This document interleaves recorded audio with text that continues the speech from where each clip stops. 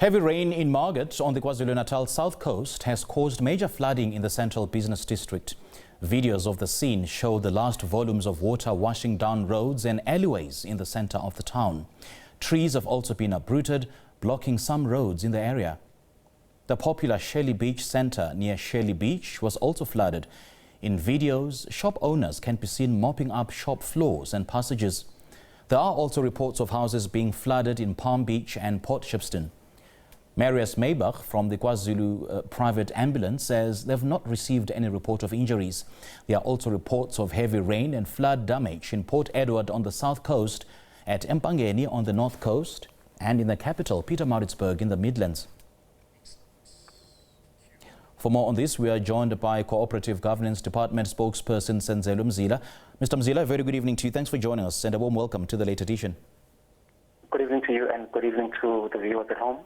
Now, give us a clear picture of what government knows at this particular stage. I mean, how extensive is the flood damage across Margate and the broader KwaZulu-Natal south coast, and which areas are currently of greatest concern?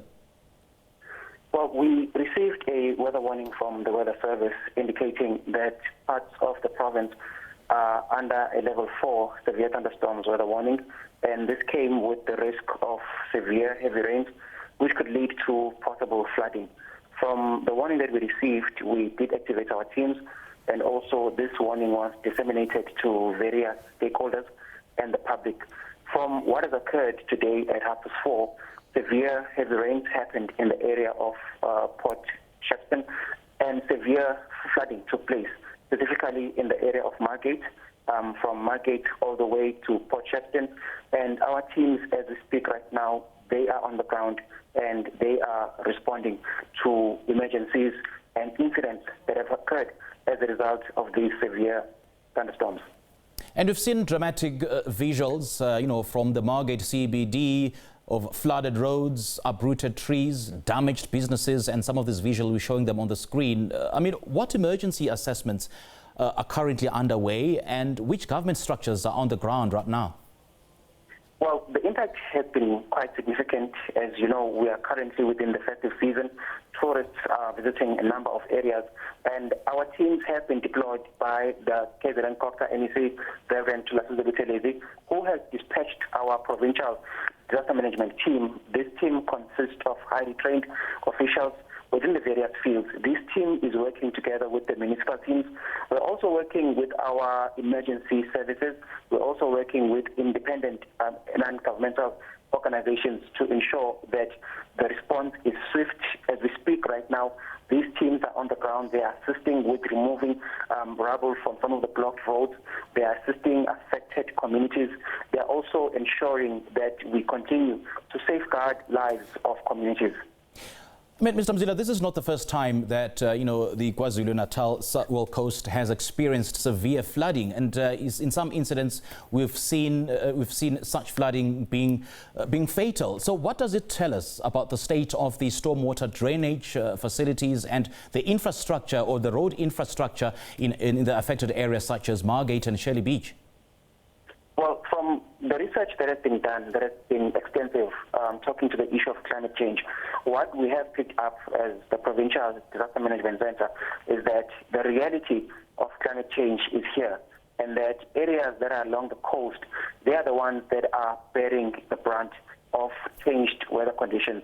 And we continue to experience severe heavy rain. The Weather Service has also issued an outlook just 2 weeks ago, where they indicated that the outlook within the spring and summer seasons is that we're going to have above average rainfall. And this and a couple of other factors leads to infrastructure at times being overburdened by the severe heavy rains. And so there is a response that is being done to this. We are working together with academics. We're working together also with our social partners to ensure that we are climate resilient and that we ensure that our communities are able to respond swifter to such incidents. And how is COGTA prioritizing the resources in the multiple affected regions? Well, we've got a number of areas within the province that are affected by the heavy rains that have occurred. We also, as we speak right now, in the area of Pietermaritzburg, there's severe heavy rains that are taking place right now.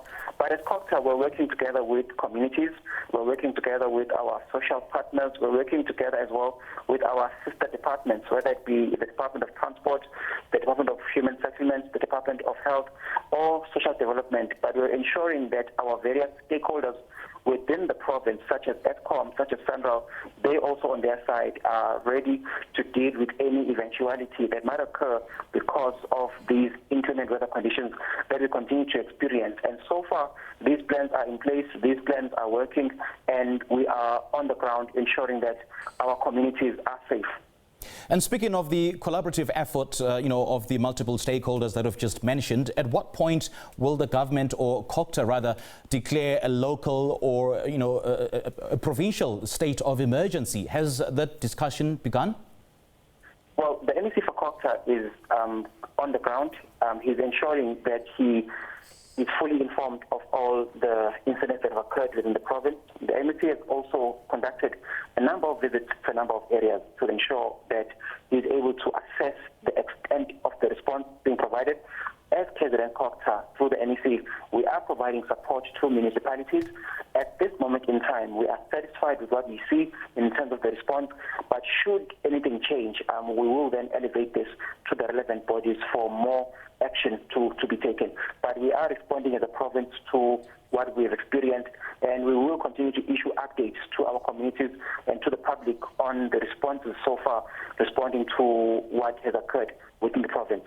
Cooperative Governance Department spokesperson Senzelwe Mzila, great chatting to you. Thank you so much for joining us.